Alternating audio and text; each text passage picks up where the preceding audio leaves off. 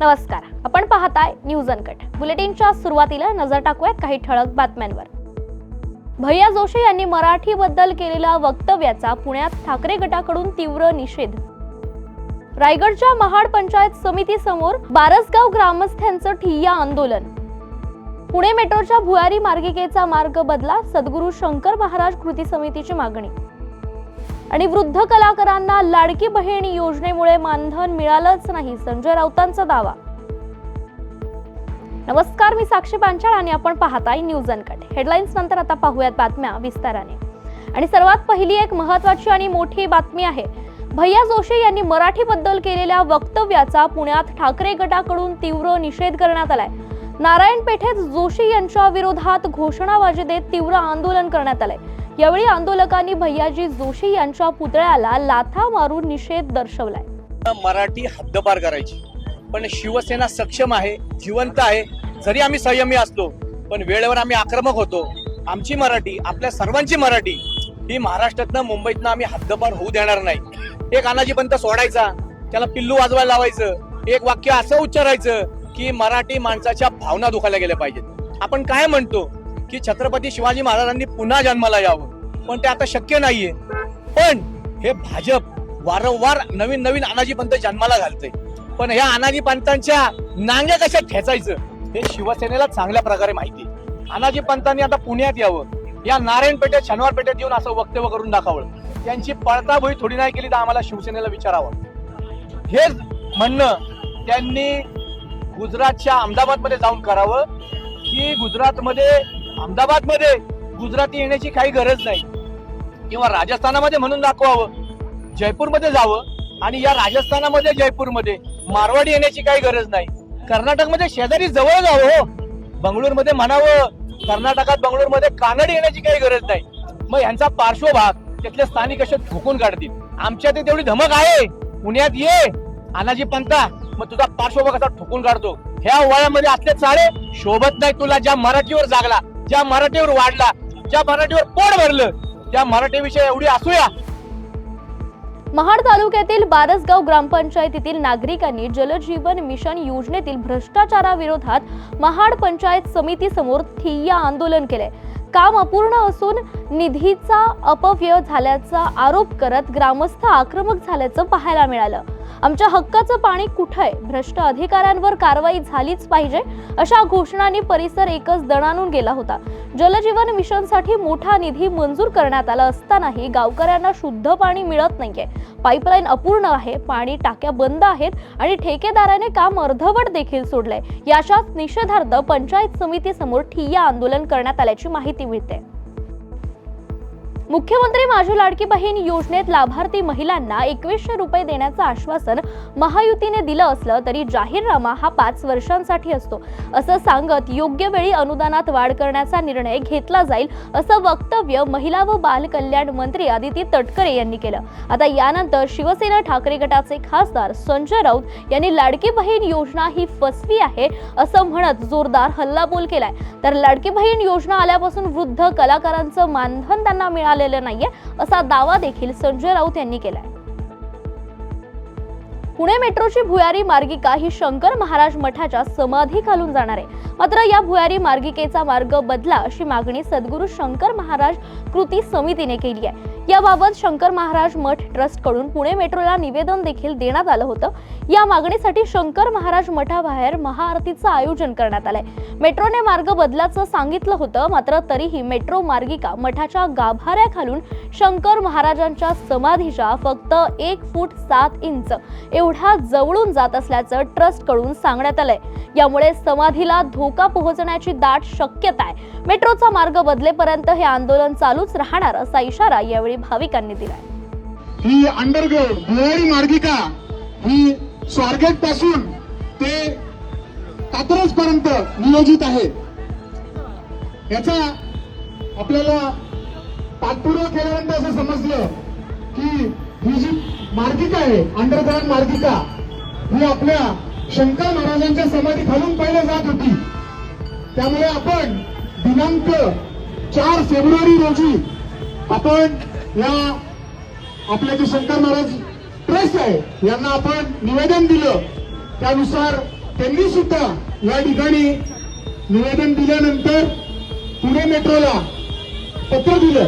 त्याच्यानंतर आपण सुद्धा त्या ठिकाणी पुणे मेट्रोला पत्र दिलं आणि सांगितलं की तुम्ही जो घाट घालताय शंकर महाराजांच्या समाधी खालून मेट्रो नेण्याचा हा ताबडतोब थांबवा. त्याच्यानंतर या ठिकाणी आम्ही तीव्र आंदोलन घेऊ. यासह बुलेटिन मध्ये एक आपण छोटीशी विश्रांती घेऊयात. पाहत रहा न्यूज अनकट. ऐतिहासिक वारसा लाभलेला मराठ मुलूक महाराष्ट्र. या महाराष्ट्राला विविध रंगी छटा आहेत. साहित्य, कला, पर्यटन, नृत्य, भाषा, संत परंपरा अशा विविधतेने तो नटलेला आहे. हीच गौरवशाली विविधता जपत स्वरंग मराठी केवळ महाराष्ट्राच्या सांस्कृतिक संहितेपुरते मर्यादित न राहता समकालीन नवकल्पनांवर आधारित कार्यक्रमांद्वारे मराठी मनोरंजन विश्वात स्वतःची एक अनोखी जागा निर्माण करत आहेत. मराठी मनोरंजन क्षेत्रातील उत्तम दिग्दर्शक, लेखक आणि निर्मात्यांच्या प्रतिभेचा पुरेपूर वापर करून मनोरंजनाचा आगळा वेगळा रंग उधळण्यास आम्ही सज्ज आहोत. स्वरंग मराठीचे उद्दिष्ट मराठी मनोरंजन क्षेत्रामध्ये मनोरंजनाची वहिवाट सोडून रूढीवादी पद्धती तोडून मनोरंजनाचा समृद्ध अनुभव प्रदान करून देण्याचा आहे. म्हणूनच यात विविध पद्धतीचे मनोरंजक आणि माहितीपूर्ण कार्यक्रम स्वरंग मराठीवर बघता येतील. शेवटी एकच, धकाधकीच्या जीवनात धांगडधिंगा करण्यापेक्षा बसूया, हसूया, गाऊया, जगूया. नाती गोती श्रावण मोती गावामधले जीवंत रंग. नाती गोती श्रावण मोती गावामधले जीवंत रंग. चला जोडूया, चला पाहूया, जशी संस्कृती तसा स्वरंग. विश्रांतीनंतर स्वागत. पाहूयात उर्वरित काही महत्त्वाच्या घडामोडी.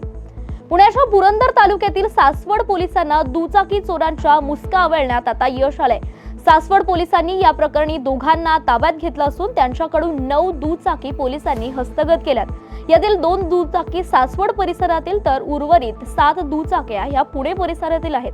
आरोपींची चौकशी सुरू असून आणखी काही दुचाकींचा तपास लागण्याची दाट शक्यता यावेळी पोलिसांनी व्यक्त केली आहे. सासवड पोलिसांच्या हद्दीमध्ये मे 2024 रोजी एक वाहन चोरीचा गुन्हा दाखल होता. तसंच जानेवारी 2025 मध्ये वाहन चोरीचा गुन्हा होता. सदर वाहन चोरीच्या गुन्ह्याच्या अनुषंगाने व इतर वाहन चोरीचे जे दाखल असले इतर गुन्हे होते त्या अनुषंगाने आम्ही तपास करत होतो. त्यामध्ये आम्हाला आमच्या तपास पथकातला जे अधिकारी आणि अंमलदार आहेत त्यांना गोपनीय माहिती मिळाली की सासवडमधील जो रेकॉर्डवरील गुन्हेगार आहे अर्जुन उर्फ गुड्डा महादेव शेलार व प्रेम उर्फ दत्त राजू शेलार यांनी काही दुचाक्या चोरून एका ठिकाणी लपवलेल्या आहेत अशी आम्हाला माहिती मिळाली. त्या अनुषंगाने आम्ही त्यांना ताब्यात घेतलं. ताब्यात घेऊन त्यांच्याकडे चौकशी केली असता त्यांच्याकडनं एकूण 9 दुचाकी गाड्या आम्हाला तपासात निष्पन्न आलेल्या आहेत. त्यापैकी दोन्ही सासवड पोलिसांच्या 2 गाड्या वाहन चोरीतल्या त्या आम्हाला रिकवर झालेल्या आहेत. इतर जे 7 गाड्या आहेत ते पुणे शहरामध्ये त्यांनी चोरी केलेल्या आहेत. तर त्या अनुषंगाने त्याच्याकडे तपास करून त्या गाड्या आम्ही नागरिकांना परत करणार आहोत. गोंदियाच्या आमगाव पोलीस ठाण्याअंतर्गत करण्यात आलेल्या 2 वेगवेगळ्या कारवायांमध्ये पोलिसांनी एकूण 9 किलो 867 ग्राम गांजा जप्त करत 4 NDPS कायद्यान्वये गुन्हा दाखल केलाय. पहिल्या कारवाईत हुंडा पांढरी फाट्यावर दुचाकीवरून गांजाची वाहतूक करणाऱ्या 3 आरोपींना पोलिसांनी ताब्यात घेतले, तर दुसऱ्या कारवाईमध्ये गुप्त माहितीच्या आधारे स्थानिक गुन्हे शाखेने मोहनलाल बघेले या आरोपीच्या घरावर धाड टाकून लपवलेला 6 किलो 886 ग्राम गांजा हस्तगत केल्याची माहिती मिळते. धुळे शहरातील मुंबई आग्रा महामार्गावर मन्नत पार्क परिसरात एका प्लास्टिक बनवणाऱ्या कंपनीला भीषण आग लागल्याची घटना उघडकीस आली आहे. या आगीत कोणतीही जीवितहानी झाली नसली तरी मोठ्या प्रमाणात आर्थिक नुकसान झाल्याचं समजतंय. प्लास्टिकची ही फॅक्टरी असल्याने आगीने काही वेळातच रौद्र रूप धारण केलं होतं. घटनेची माहिती मिळताच धुळे महानगरपालिकेच्या अग्निशमन विभागाने घटनास्थळी पोहोचत अनेक तासांच्या प्रयत्नांनंतर आगीवर नियंत्रण मिळवलंय. खंडणीसाठी हिरे व्यापाराचं अपहरण झाल्याची खळबळजनक माहिती पुण्यातील बिब्वेवाडी परिसरात घडली होती. मात्र पोलिसांच्या तपासात मोठा खुलासा झालाय. खरं तर हे अपहरण नसून व्यापाऱ्याने स्वतःच्याच अपहरणाचा कट रचल्याचं समोर आलंय. पुण्यातील हिरे व्यापारी तिथल शहा यांनी बनाव रचत पत्नीच्या मोबाईलवर "मैंने आपके पति को उठाया है, 2 करोड तयार रखो" अशी धमकी दिली होती. त्यामुळे घाबरलेल्या पत्नीने पोलिसांकडे धाव घेतली असता तांत्रिक बाबींच्या तपासावरून पोलिसांनी शहा याला ताब्यात घेतलंय आणि चौकशी दरम्यान त्याने कर्ज झाल्याने आर्थिक संकटातून बाहेर पडण्यासाठी स्वतःच्याच अपहरणाचा बनाव रचल्याचं समोर आलंय आणि आता पुढील तपास पोलीस करतायत. 3 तारखेला सायंकाळी साधारणतः 5:59 ठिकाणी इसम तिथल शहा यांच्या पत्नीला 2 कोटी रुपये तयार ठेवा, तुमच्या सासऱ्यांकडून पैसे घ्या असा कॉल आला होता. त्या अनुषंगानं मागील 3 दिवस झालं पोलीस सतत तपास करत होते. सर्व प्रकारे CCTV असतील, हॉटेल लॉजेस चेकिंग असेल, त्याचे तांत्रिक डिटेल्स काढणं असेल, बँक डिटेल्स काढणं असेल, त्याचे मित्र नातेवाईक यांच्याकडे शोध घेतला आणि संपूर्णपणे आमच्या लक्षात आलं होतं की त्याचा जो हिऱ्याचा व्यवसाय आहे त्यामध्ये त्याला नुकसान झालेलं होतं. जवळपास 1 कोटीहून अधिक लोकांची देणी होती आणि त्या लोकांनी त्याच्या मागे त्यांचे पैसे मिळवण्यासाठी तगादा लावला होता आणि त्याला घाबरून त्यानं हा अपहरणाचा बनाव केल्याचं स्पष्ट झालेलं आहे. यासह बुलेटिन मध्ये एक छोटीशी विश्रांती घेऊया. पाहत रहा न्यूज अनकट. ऐतिहासिक वारसा लाभलेला मराठ मुलूक महाराष्ट्र. या महाराष्ट्राला विविध रंगी छटा आहेत. साहित्य, कला, पर्यटन, नृत्य, भाषा, संत परंपरा अशा विविधतेने तो नटलेला आहे. हीच गौरवशाली विविधता जपत स्वरंग मराठी केवळ महाराष्ट्राच्या सांस्कृतिक संहितेपुरते मर्यादित न राहता समकालीन नवकल्पनांवर आधारित कार्यक्रमांद्वारे मराठी मनोरंजन विश्वात स्वतःची एक अनोखी जागा निर्माण करत आहेत.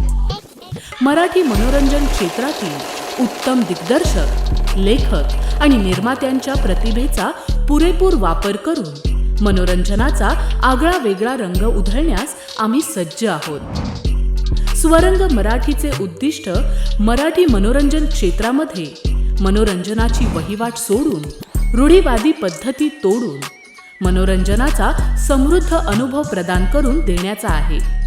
म्हणूनच यात विविध पद्धतीचे मनोरंजक आणि माहितीपूर्ण कार्यक्रम स्वरंग मराठीवर बघता येतील. शेवटी एकच, धकाधकीच्या जीवनात धांगडधिंगा करण्यापेक्षा बसूया, हसूया, गाऊया, जगूया. नाती गोती श्रावण मोती गावामधले जीवंत रंग. नाती गोती श्रावण मोती गावामधले जीवंत रंग. चला जोडूया, चला पाहूया, जशी संस्कृती तसा स्वरंग. विश्रांतीनंतर स्वागत आणि विश्रांतीनंतरची एक महत्त्वाची बातमी पाहूयात. पुरुष प्रधान संस्कृतीला फाटा देत मागील काही वर्षात प्रत्येक क्षेत्रात महिलांचा पुढाकार वाढलाय. शासनाच्या विविध उपक्रमांसह नोकरीमध्येही महिलांना संधी मिळतेय. महिला सक्षम होत आहेत. गोंदिया एसटी आगारातही 40 महिला काम करतायत आणि त्यापैकी 11 महिला या पुरुषांच्या खांद्याला खांदा लावून बसच्या यांत्रिकीकरणाचं काम करतायत. या विभागातील कठीण कार्यासंदर्भात या महिलांनी माहिती दिली आहे आणि त्याबद्दलच आपण रिपोर्ट पाहूया. आमच्या आगारात आम्ही मेकॅनिकल सेक्शनला 11 मुली आहोत. तुमच्याकडे कोणती कामं सोपवण्यात आली आहेत? माझ्याकडे इलेक्ट्रिशियनची कामं करते मी. एखादी गाडी आली तर काय सुरुवातीला माहिती सांगतात ते लोक? ते आपले हेड मेकॅनिकलकडे आपले ड्रायव्हर साहेब रिपोर्ट देतात. जे काही प्रॉब्लेम असला तर लास्ट सीटवर सांगतात, मग ते आम्हाला कामं सांगतात, ते आम्ही करतो. माझ्याकडे इलेक्ट्रिशियनचे कामं आहेत. शुभांगी भरणे ती बॉडी फिटर आहे, ती बॉडीचे कामं करते आणि बाकी महिला आपले मेकॅनिकलचे करतात. जसं टायर पंक्चर आहे, इंजिनचे कामं आहे, बॉडीचे कामं पण त्यांना देतात. आपले कॅपिटलचे राहतात. स्वच्छकमध्ये पण लेडीज आहे, ती पण करते. आपल्याला इथं काम मी 13 मध्ये लागली. तेरापासून करत आहे. आणि 2 महिला ड्रायव्हर कर्मचारी पण आहे, ते गाडी चालवतात, शेड्यूल वगैरे पूर्ण करतात ते. गोंदिया जिल्ह्यात नागरिकांना तसेच शालेय विद्यार्थिनींना वाहतूक सुविधा देणारी लालपरी म्हणजे एसटी बस याची देखभाल दुरुस्तीची जबाबदारी गोंदिया आगारातील 11 महिला पुरुषांच्या खांद्याला खांदा लावून काम करतायत. यात एसटीची बसचा पंक्चर काढण्यापासून ते इंजिन रिपेअरिंग ते इलेक्ट्रिकल वायरिंग ते वॉशिंग ते क्लीनिंग ही सर्व कामं महिला करतात. तर देखभाल दुरुस्तीच नाही तर गाडी दुरुस्त झाल्यावर व्यवस्थित चालते की नाही याची चाचणी देखील महिला स्वतःच करतात.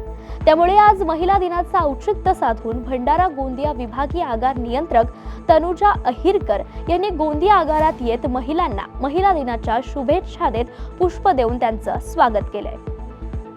भंडारा विभागाच्या अंतर्गत आपले 6 डेपो आहेत आणि 1 वर्कशॉप आहे. या 6 डेपोमध्ये तसंच वर्कशॉपमध्ये आपलं 50% जरी पकडलं तरी महिला कर्मचारी आज आहे. त्यात प्रामुख्याने काम करणाऱ्या वाहक महिला आहेत, तसेच चालक तथा वाहक पण आहेत.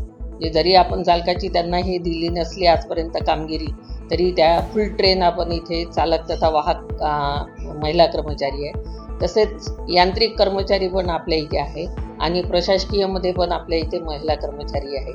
आज जर बघितलं रस्त्यावर आपला वाहक पुरुष पण काम करतो, तसंच महिलाही काम करतात.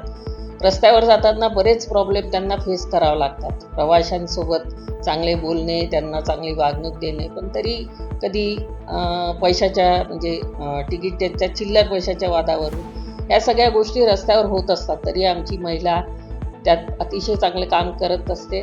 आपल्या इथे कॅपिटल काम करायचं तरी महिला आहेत किंवा डॉकिंगमध्ये जे काम करतात ते सुद्धा महिला आहेत. बीडच्या 22 शिवारातून वन विभागाच्या टीमने हरणीची शिंग जप्त करून तपासणीसाठी फॉरेन्सिक लॅबला पाठवलेत. सतीश भोसले उर्फ खोक्या भाईने हरिण मारलं असल्याची माहिती समोर आली होती. त्यानंतर वरिष्ठांच्या आदेशानंतर वन विभागाने 22 येथील शिवारात हा छापा टाकून हरणाची हाडं आणि शिंग जप्त केली आहेत. हे सापडलेले अवशेष तपासणीसाठी पाठवण्यात आला असून त्याचा रिपोर्ट आल्यानंतर पुढील कारवाई होणार असल्याची माहिती वन विभागाच्या अधिकाऱ्यांनी दिली आहे. सदर घटनेची माहिती ही आम्हाला वरिष्ठांकडून दूरध्वनी संदेशावर सांगितलं आणि आपल्या मीडियाच्या माध्यमातून बघतच आहेत आपण. सदर ह्या ठिकाणी 22 या शिवारामध्ये सर्व नंबर 96 जे वन विभाग क्षेत्र जे आहे या ठिकाणी आम्ही सर्व पंचासमक्ष फिरती केली आणि फिरती करून सदर घटनेची जी झालेली घटना आहे त्याचा पंचनामा केला. सदर ठिकाणी प्राण्याची शिंगे आढळून आले आहेत. पण सदर घटना ही नैसर्गिक शिकार आहे का हंटिंग केलेली प्रकार आहे हे आपण आज सध्या सांगू शकत नाही. सदरील प्राण्याचे अवशेष आपण जप्त केले आहेत. जप्त करून सदरील प्राण्याचे अवशेष आपण पुढील तपासणीसाठी पाठवत आहेत आणि तपासणी झाल्यानंतर आपण त्यातून जी अहवाल येईल त्यानुसार आपण पुढील कारवाई करणार आहोत. फॉरेन्सिक लॅबला आपण पाठवणार आहोत.